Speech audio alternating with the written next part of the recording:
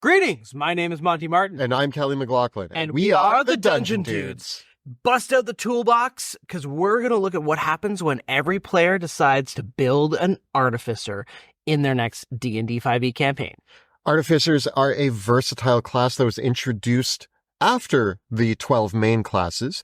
And so today we're going to look at every single person playing an Artificer in their game. We're going to talk about the pros and cons of an all-Artificer party, talk about our party composition, and what the different sort of ideas we can bring to the table for a campaign or adventure might look like. There's a lot to discuss today, so let's get rolling. Kelly and I love an immersive setting or backdrop for our Dungeons & Dragons games, whether that is using our maps and miniatures when we play in person or having a beautiful battle map when we play online. Our map really sells the environment and helps immerse you and your players in the game. And as far as we're concerned, the best map makers out there are this week's sponsor, Shapehaku. If you join Shapehaku's Patreon, you immediately get full access to the full archive of over 4,000 maps for only $5 a month. That's a lot of maps for not a lot of money.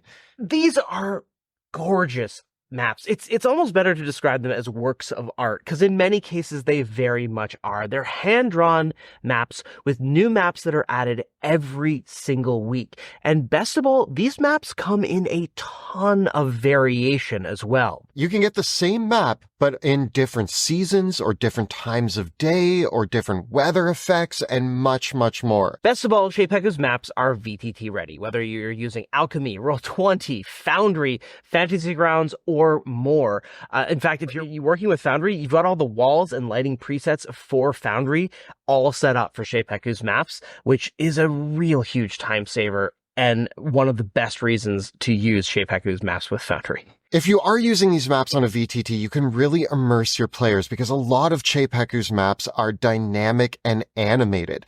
This means that if you are having a campaign-defining encounter, you can use a lot of these maps to immerse your players deeper in swirling portals or writhing tentacles from your elder brain. There's a lot of options out there to really bring your most incredible moments in your campaign to life. We've been using Shapehaku's maps for our virtual games before they were a sponsor on this channel, and we're thrilled to have them supporting the channel. So follow the links down below. Sign up today. It's the best set of map making you can get, bar none. And now let's start talking about this week's episode. So I'm a huge fan of sort of open world survival crafting games. I played like a lot of Valheim and Subnautica and games where like you build things and level up, you build your base and do all those things. So like immediately with an all Artificer party, I definitely do feel like, you know, we can get some of our Minecraft inspiration happening here. We can kind of be thinking about, you know, making awesome magic items, equipping ourselves, and having that sort of experience of being the engineers, like looking at every adventure as an engineering problem. Now, as a professional, not an engineer, I don't really have the engineer's mind, but I like the fantasy of playing an engineer. And so that is something that is really fun here. There's so many classic characters that represent the sort of engineer mindset, the Artificer mindset. And I think we can really bring that to the table when we're imagining an all Artificer party. A few restrictions for when we do these videos. We are going to be looking at a party of 4. They all need to be the same class, in this case, Artificer, but they all need to be different subclasses. Lucky for us, there's only 4 subclasses, so we don't have any choices to make there, but also unlucky for us. We'll talk about that. We have to deal with all of them. Yeah. We are going to look to see how they perform in all 3 pillars of play, and no multi-classing allowed. So we're stuck with Artificer from level 1 to 20. I think one of the first things that comes to mind when I think of the all Artificer party is I also actually think of this as a party where we might all play the same species. Like I imagine a cadre of dwarven smiths or gnomish tinkerers or Warforged. yes. Yeah. Yes, totally. The Warforged Terminators are coming for you. Yeah, and I mean, they don't need to be as vicious as Terminators, Yeah. but I love the idea of a Warforged Artificer because it's like you are mechanical. They're almost like doctors, I guess, in that sense. Yeah. Because they can like... Do the 4 Warforged Artificers all combine like into like a Voltron? Yes, we're writing write additional rules so that you can all combine forces into or like go Pacific Rim to fight a kaiju. Yeah. So yeah, some of the ideas though that I do love bringing to the table with our all Artificer party are one of the first characters that comes to mind is Iron Man. Yeah. Iron Man is an armor artificer. Prior to the artificer, I would have said that Iron Man was a sorcerer because he blasts things. But now that we have the artificer, we've had him for a while, it makes way more sense because Tony Stark builds the armor. Yeah. And it has like, you know, there you can literally look at some of the options to the artificer and be like, if I put boots of flying and I get like my armor artificer with my electro blast infiltrator armor, you're Iron Man. Yeah. But there are some other pop culture ideas that I think we could tie to as well. Yeah, I feel like continuing that theme of like Tony Stark being the brilliant inventor, engineer, one of the first things that kind of comes to my mind is like everyone drawing inspiration from a famous real world inventor or engineer. Like what if in an alternate history, like Nikola Tesla and Thomas Edison. Well, I was going with Tesla and Edison, but you could go further back and go with like Da Vinci. I mean, we're in fantasy. Why can't Da Vinci hang out with time traveling? Leonardo da Vinci teams up with Einstein, Tesla, and Edison to save the world. Yeah. That's great. Yeah, and so or you just get like your classic science team engineer. Mythbusters. Yes, completely. Mythbusters would be in our all Artificer party. You get the Mythbusters, they suit up and go to save the world. Speaking of busters, actually, and suiting up, Ghostbusters. They are all scientists, and they're actually all different kind of branches of scientists that come together and they build their proton packs. Yeah, and they use science and logic to defeat ghosts. Yeah. So the all Artificer party is just the Ghostbusters. That's the episode. If you're see you later. See you next time. If you are the Ghostbusters though, imagine your DMs like we're doing like an all undead like ghosty campaign. That would and be you're just all artificers versus that ghosts. would be so good. Like you could play fantasy Ghostbusters in D&D. That would actually be a lot of fun. That is a campaign concept of like, and then you can also have like the base building as well. You could build up your bastion and your car. Okay, hold on. I'm sorry, I'm loving this. At the end of the campaign, you take the Tarask stat block, but you make it the Stay Puft Marshmallow Man. And he's rampaging through the city. Yeah. Totally. And actually, like, Ghostbusters is a great art, like, has so many great archetypes that you can draw on for inspiration. It's like, yeah. I think, okay, yeah, we peaked. You could be relic hunters. Nothing's going to top Ghostbusters. Well, I mean, in a similar vein, I'm thinking of like other on the relic hunters thing. Yeah. That makes me think of the Adeptus Mechanicum from Warhammer 40,000. Yeah. Where like they're all like the cybernetic augmented, like more machine than man. And they're going out exploring, looking for new technologies, looking for old things.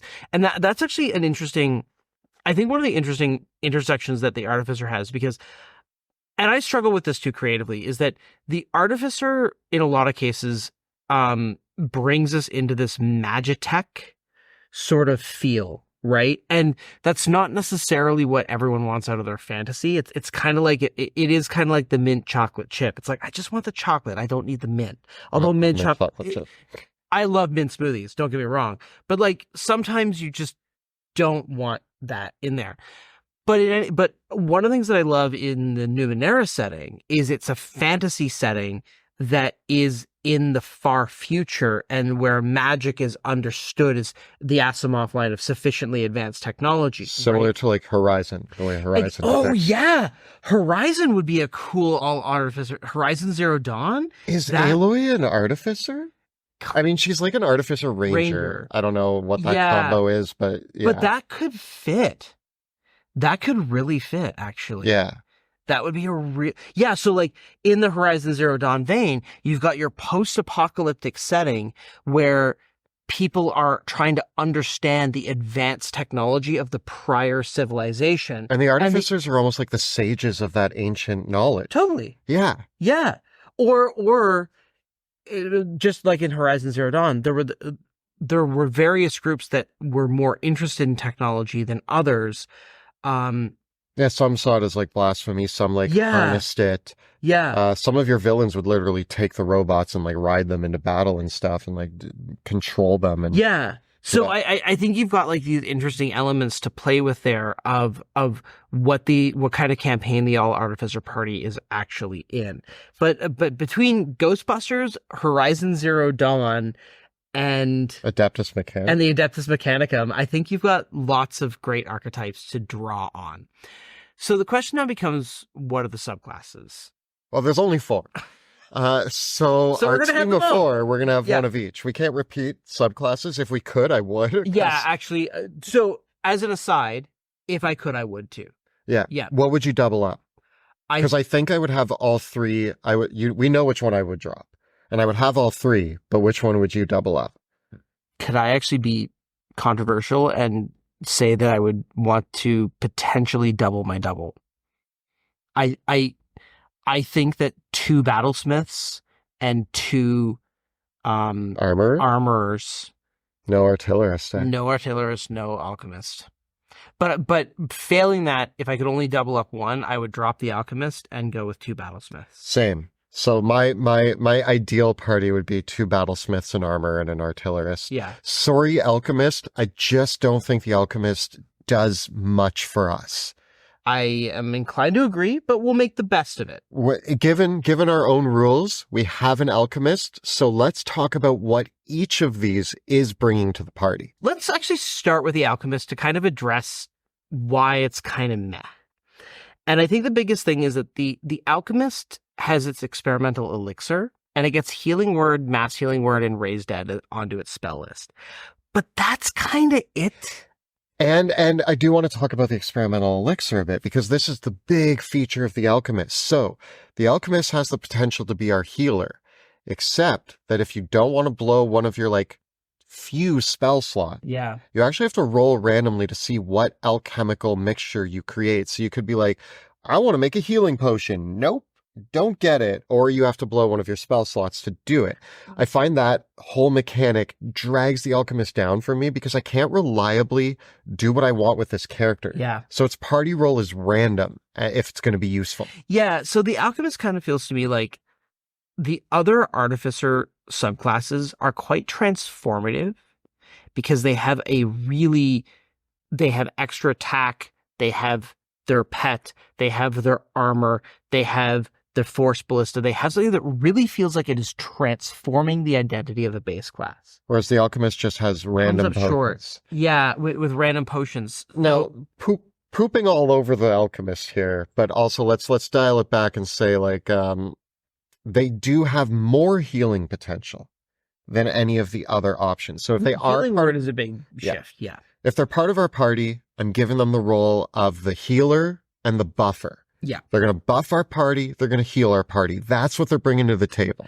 And I think in this party, they actually can afford to spend more of their spell slots on the specific elixirs that they want, because some of those experimental elixirs have unique effects that are as good as certain spells. And when you have a whole party of people who can cast spells, being able to like say, my job is to pick the right elixir for the right moment, gives them a bit more to do. So that does. I think it's pretty relevant, and so in this case, that's how we're going to play this character. Right. Yeah. And I do think, you're going to end up using almost all your spell slots on the experimental elixirs, and then with a couple choice buff spells. And then I almost think that with this character, not to bury the lead too much, I think that this character wants to use their infusions and give the infused items to other people in the party. They're like the So, okay, in a team of like battle engineers, they're the actual engineer just running around with Yeah, a toolbox yeah. being like, I'll keep you guys fixed up. Like that's kind of their Because job. here's the interesting thing is like certain infusions you can only select once. Hmm. So the alchemist can, instead of infusing their own armor with +2 AC or +1 AC, they can infuse a shield and give that shield to another party member, and then that person can benefit. At least my understanding is they can benefit from the doubled up armor bonuses and everything like that. So I think that that's the way to go. I honestly think that they're gonna kind of take those buffing passive infusions and actually do the thing that, like, because I think that's also kind of one of the things that with building artificers in general is that a lot of people just go, I'm going to use the infusions on myself and not my party. Yeah, it's hard to want This to is give them away. actually the character that's going to use the infusions on the rest of the party. The alchemist is pure support. Yeah. That's their role in the party. They are pure support above all else. They're there to make the other three perform better. Yep. Yep. And heal them up when they go down. And then at that point, whatever spell they want to bring into play is whatever spell they want to bring into play. And then they're just going to be plinking away with cantrips. Yeah. That's kind of all they got. So let's get into the real meat of this with, I think, one of the powerhouses of this party, which is the Battlesmith. Now, interestingly enough, when you talk about who the tank of the party is, your first instinct is to say the armor. Yeah. But I actually think the Battlesmith is the better tank because they have their steel defender, and there is some interesting play with the fact that if you are playing a melee Battlesmith standing next to your steel defender, you actually can do a lot to protect each other and help each other and benefit from each other.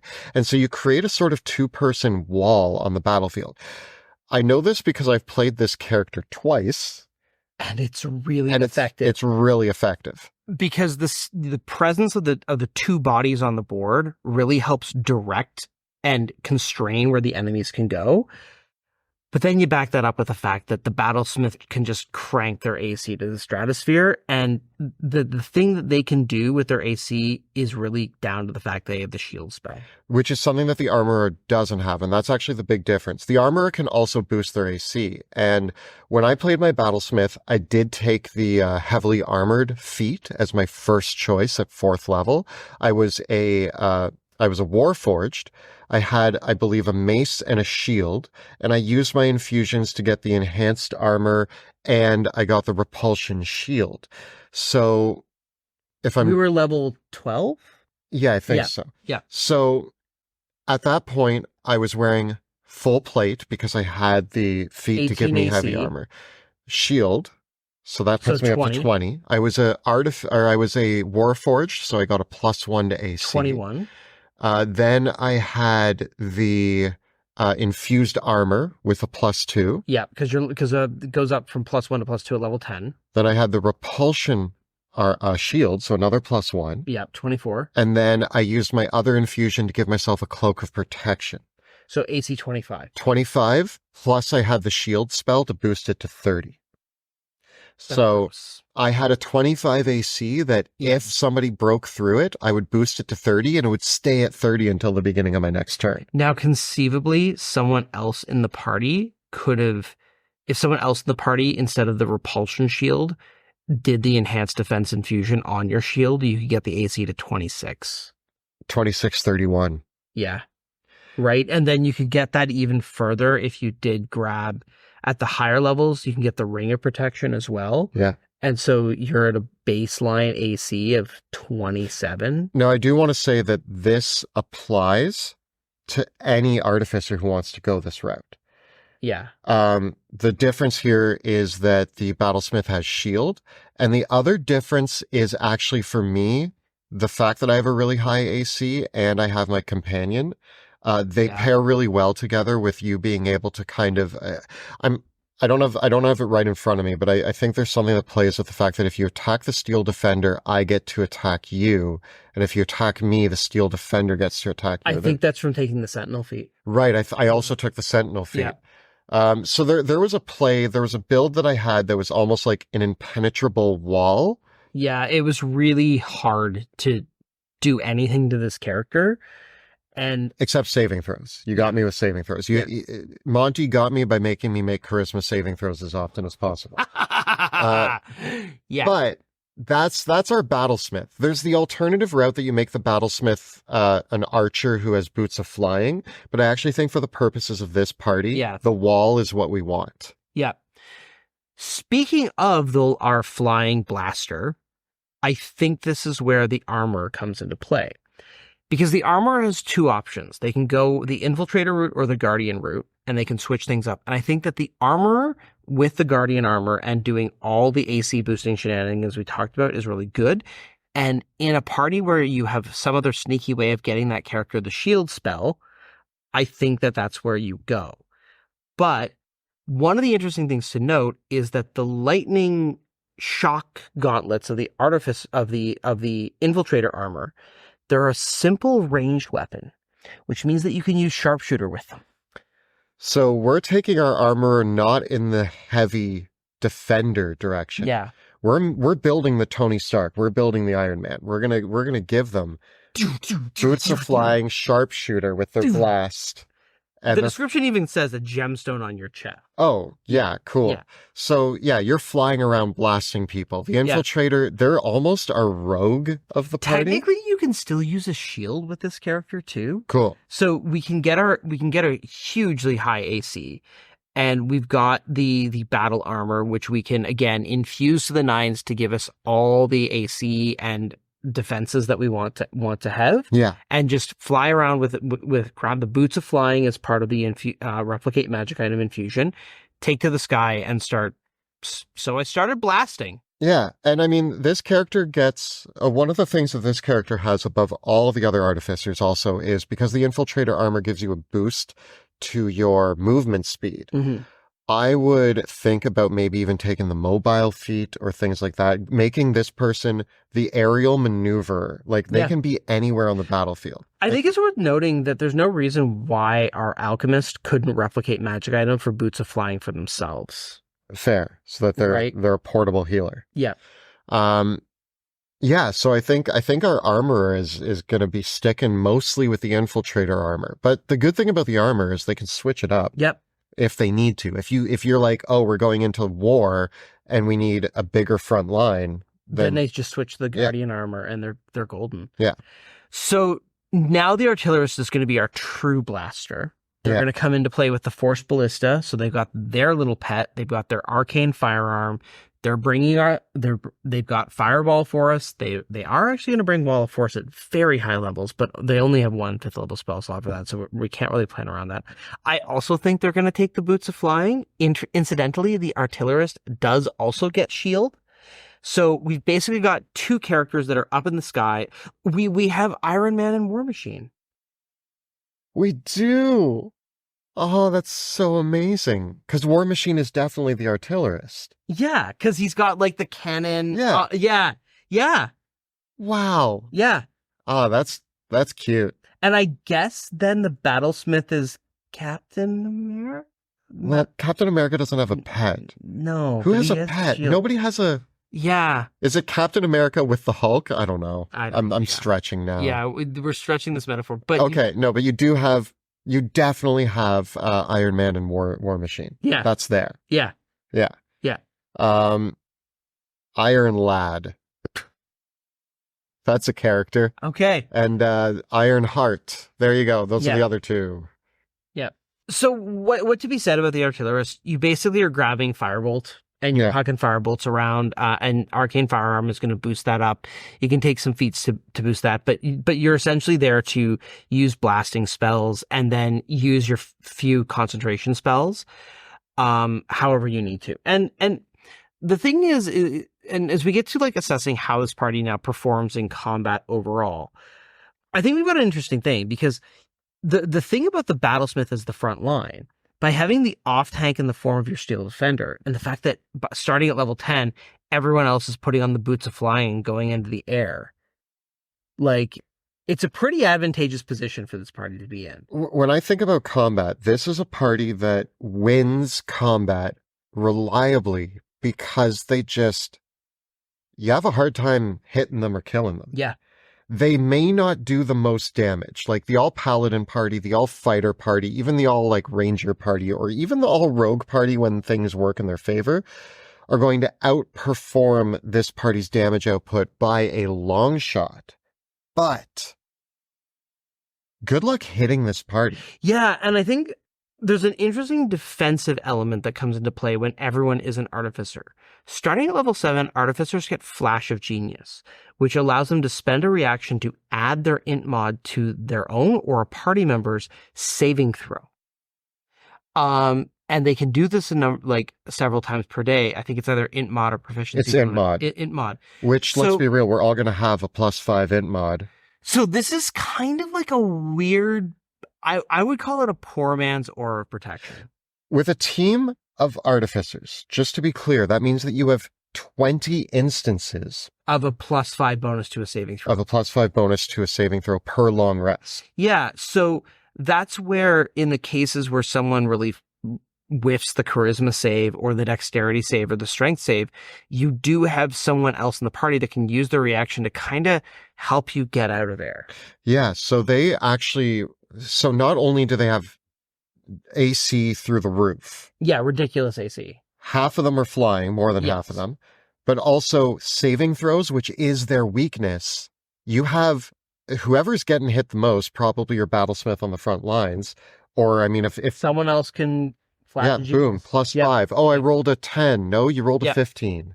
Yeah. So, much better. Yeah. Much more likely to make it through those tough saving throws. And then I think that the like, the whole party can do something like everyone can cast Enlarge Reduce on themselves as appropriate. You can throw out things like heat metal. Artificers have access to invisibility. They do have things like web. They've got a little bit of battlefield control that they can throw down there. It's not the best, but it's still there. And then basically, the party's modus operandi is going to be buffing each other up. And you can do this interesting thing too, because sometimes you don't want to be concentrating on your own buff. Yeah. Right? So, or you can stack several different buffs on one party member. Like the battlesmith or the armor. Yes. And especially because the battlesmith is going to be such a prominent front line on their own. Right? The other characters who are going to be hanging back, fighting from range, maybe flying in the air, yeah, they're going to buff them up. And then those buffs are going to be more reliably placed. Also at higher levels, the artificers get the spell storing item, which when I played my high level artificer, I loaded with Vortex Warp, which just meant that I got a bunch of free castings. Yeah, it was like 10 castings of Vortex Warp. Yeah. Yeah.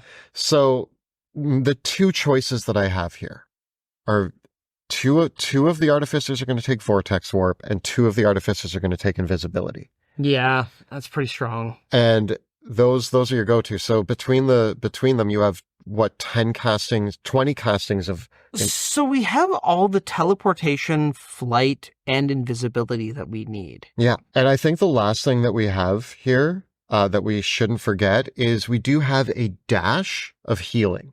Yeah. So even when push comes to shove, even when like we're already nearly impossible to hit. But if one of us does go down, we got healing word. Yeah. We got a few tools in our belt to get people back up and running. So very what's the word I'm looking for? Robust. So they're a very robust team. I agree. I do. I don't think that they have the damage output of the paladins or the rangers. And I like to make the comparison between them because these are our half caster classes. Yeah. We got the paladins, the rangers, the artificers. I don't think they're quite as resilient, and I don't know if they quite have the toolbox. It's weird. They have a weirdly divergent toolbox from the rangers. But they do have a big toolbox. They do. But they're artificers. They should. Yeah. Yeah. But it's weird because it is literally tools. It's literally tools, and you have to work. You have to be creative with how you use your tools with this character. But you mentioned it already, talking about the exploration pillar of play. Teleportation, flying. Flash of Genius works on ability scores as well. Yes, and we have enhance ability and guidance. So that core strategy. Basically, we've got a weird combination of actually the Bard capability here, because we have an ability that lets us add a bonus as a reaction to our ability checks. We've got guidance for increasing the baseline, and we have enhanced ability for just providing us with advantage. So even before we get into the skill proficiencies, we can just power through skill checks using Flash of Genius, guidance, enhanced ability. But even when it comes to exploration, I think that this big toolbox that the artificers have is extremely beneficial for problem solving, navigating. We don't have the wisdom-based skills, but we do have the intelligence-based skills, which are useful here. Investigation is useful. And we also, like, somebody's going to know nature, somebody's going to know arcana, somebody's going to know history. If you had to, you could use replicate magic item to build. There are magic items on that list that aid with perception and a variety of skill checks. There's things, there's a lot on that replicate magic item list that normally you wouldn't give a second glance to, but in the all Artificer Party, they might be the right tool for the job. Yeah. And literally they have an ability called the right tool for the job, where you can manifest any tools that you want to solve a problem in front of you. One of my favorite examples of this was in a non-streamed game. We were just playing, and I had my Artificer, and we had to like sneak in to a place and steal some documents, but then I ended up being the infiltrator, which I wasn't expecting, as the Artificer, and I created a forgery kit, and rather than steal the documents, I created a forgery of the documents so that I could steal them and put in a different version of the documents into. So we ended up pulling that whole mission off without combat, and it was because the Artificer had the right tools to pull off the heist. And the Artificers are going to have things like their homunculus servants as well to act as scouts. They can grab kind of those proxy things and invisibility, obviously. So I think you got the tools to do it. Yeah, I think that you're actually pretty great at exploration. Yeah. When it comes to the social element of the game, it's interesting because I want to start off by saying that this is the weakest pillar for Artificers. Nobody here cares about charisma. Nobody here is going to be smooth talking their way in and out of things. No, but they're gruff mechanics. They're gruff mechanics. But they're not going to smooth talk their way in forcefully with Flash of Genius, guidance, enhance ability. Or they could put on Eyes of Charming, a medallion of thoughts, and charm person and read your thoughts. The only problem with using the magic items to get the spells is that the magic items have a set save DC. They don't use your save DC. Yeah. But then this is kind of where, as you get into higher levels, one of the other things, and I'll just say this for all pillars of play, and this is kind of like the grand variable of how the Artificer Party performs, is Artificers eventually can attune to any magic item, and they get more attunement slots. Yeah. But what we can't necessarily bank on is the DM going to let you craft magic items outside of your infusions? And are you going to be able to take advantage of the fact that you can attune to different magic items? Because the Artificer's performance in any pillar of play is going to dramatically change if they do have the capability to craft more magic items, because then the Artificers can just go make a bunch of potions and scrolls before any mission. They can go get wands and stabs and get all those things. Because that's what an Artificer, like in 3rd edition when the Artificer was introduced, that's what you used to do, is you would just craft the wand or the scroll of the spell that you needed and you had it. It also means that if they're not in a situation where they can craft, it's entirely up to the DM on how powerful your Artificer is. The Artificer has a baseline power. We're talking about that.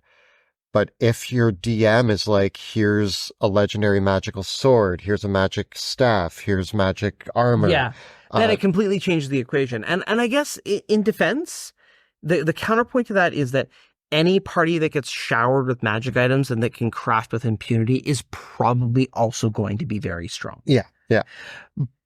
And so that's why it's a hard variable to account for, but it feels pertinent to the Artificer because crafting magic items is part of the identity of the class. And attuning to magic items is part of the identity of the class. Yes, it is one of their benefits, right? Now, part of their extra attunement is to account for the fact that some of their infusions eat up their attunements. Yeah. So that is a bit of a counterbalance there. But it's worth mentioning. And I think that as we talk about the unique strategies of this class, of the all artificer class, that crafting element and the creativity and that mindset that comes from approaching problems like an engineer, I think is probably the unique strength. I do think, yeah, when I think of the unique strength, having played a few artificers, I played D&D differently when I was playing an artificer than I have with Yeah. any other character. I was always looking for the way that I could bend the situation using the tools in my arsenal. Even when I played Jerry Riggs in our game, I was always trying to see how I could diffuse the situation. One of my favorite scenes in the whole thing is when I disguised myself as a mechanic fixing the bell, and then I actually, like, because they had an alarm bell, and I walked in and was like, "Hey guys, here to check the bell," and then I dismantled their alarm system. Yeah. It's like usually I would go in and just kill the bad guys, but I was like, guys, let me go in and pretend to be a mechanic, and I'm going to dismantle their alarm system. And then I was throwing bombs and explosions and like blowing holes through walls. It was so much fun to just think about how my character could manipulate the situation using tools. Yeah, it is cool. And you get the how to disguise too. Yeah. On the artificer.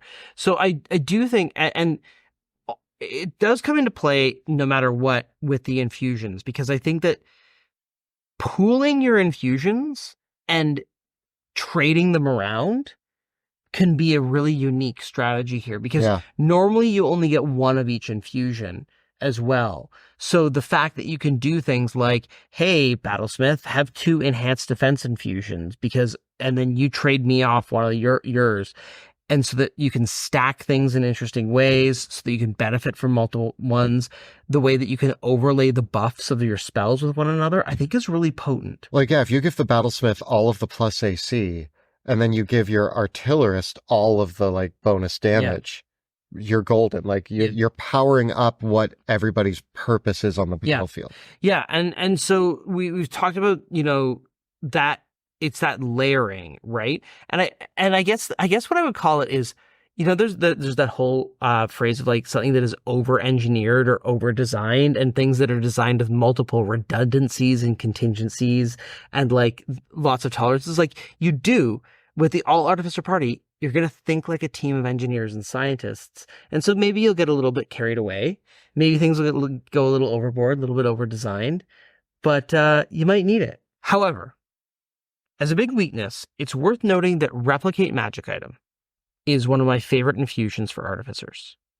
But you have to choose the item that you're going to replicate when you take the infusion on level up. Yeah. And this makes it extremely inflexible. This means that if your party comes to the edge of the lake, you can't just be like, don't worry, guys, I'll build like caps of water breathing or boots of water walking or whatever. You can't just do that. And wasting one of your infusions on having a cap of water breathing doesn't seem worth it.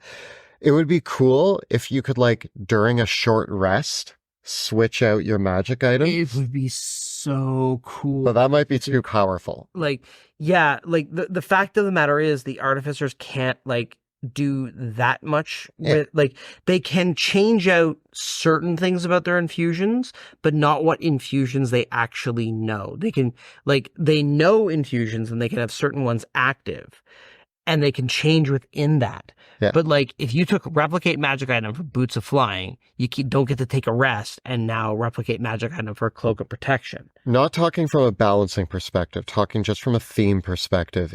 I would love it if the artificers could just be like, I got the right magic item for this job. Yeah, but you can see how that would very quickly escalate. And that ties into that whole other potential lack of, if you're playing the All Artificer Party, I think that the crafting and using a good crafting system, maybe a crafting system designed by a pair of cool dudes in our Monsters of Drakenheim book, might be a lot of fun. A fun addition to your game, but then you end up being a party that needs, well, not with our crafting rules because there's no downtime and gold involved, right? Many crafting systems for D&D involve tons of downtime and gold costs. That's what our crafting rules do differently. So I think that that's where you can though run into that problem of like, did you do enough planning beforehand? The All Artificer Party, though, could be the right time to make a campaign that involves a Yeah. lot of that downtime, and basically they're the mechanics who own a business, and they have to constantly be building and And preparing upgrading. for the Yeah. next adventure. Another one that came to mind in the lines of like having the Ghostbusters and upgrading your base. And the post-apocalyptic thing, I also thought of like Mad Max of like customizing your vehicles. Yeah, if you gave them a car that they drove Yeah. around in, and they got to like soup up their car and like work on it and make Yeah. attachments. I don't know. Or like their vehicle or like Or like, yeah, their or Ninja like a Turtle van. dwarven ironclad on the high seas. Yeah. All Artificer Pirate Party. Who have like a Wasn't that? Did you ever play Final Fantasy X? yes. The Albed? Yeah. Yeah. Yeah. Riku. Yeah. Yeah. Yeah. I think. That It's been a while. It's been a while since I played Final Fantasy X. Still one of my favorite Final Fantasies. It's so cute. Love them. Yeah.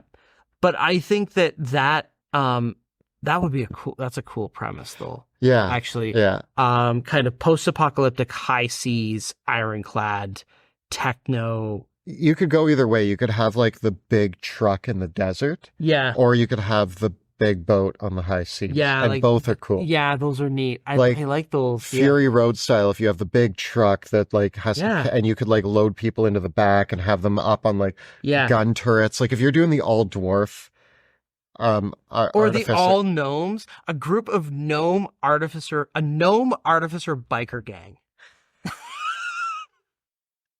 All with like and then like two of them are have like the sidecar. And the campaign is called Gnome Man's Land. You can take that one for free. Enjoy. Yeah. No Man's Land. Okay, it's good. Next campaign. Let's go. Oh man, that I do like that idea. There's some fun ideas. Now, a lot of these ideas involve like you kind of homebrewing like base building or vehicle building. Yeah. I mean, we're supposed to get some Bastion rules in the rules update. And Strongholds and Followers by Matt Colville does have those things. So there are rules out there that you can use for the base building component, which I think could be really fun for the All Artificer Party. Yeah. How do they stack up though when it comes to the other parties? Because I feel like at the end of the day, the All Artificer Party is kind of this weird cross between the Ranger Party, the Paladin Party, and the Wizard Party.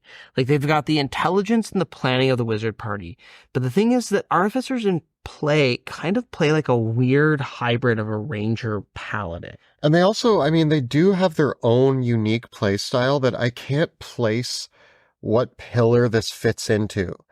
But they just excel at problem solving in a unique way that no other character does. Yeah, I mean, I think Wizards kind of do it too. And I think Wizards ultimately, because they have better magic, do it better. Fair.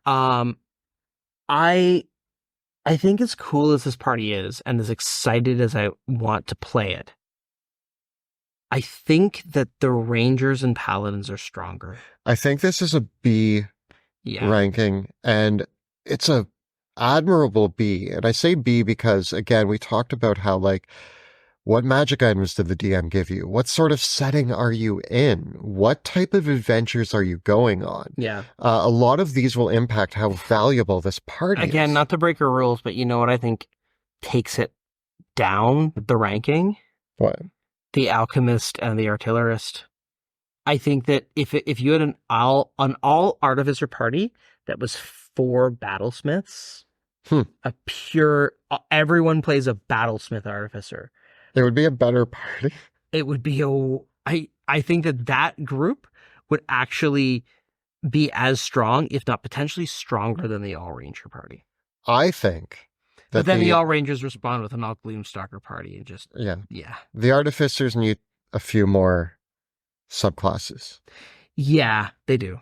But instead, they're getting none. So that's what there is going on with the All Artificer Party. I would love to see a few more subclasses introduced eventually. Yeah, I hope that ultimately, I'm just going to reiterate. I personally feel that the Artificer should have always been a full caster class, and go all the way up to 9th level spells. That I think would have been a better baseline for the Artificer. But given the way that we have the class now, I do think that more subclasses, and we'll see how they get love in the future. Yeah. Yeah. Tell us your thoughts on the all Artificer subclass. Is this something that you would be interested in? Which ones of our ideas did you like the most? What sort of campaign would you design? I would say what 4 subclasses would you pick, but I know the answer.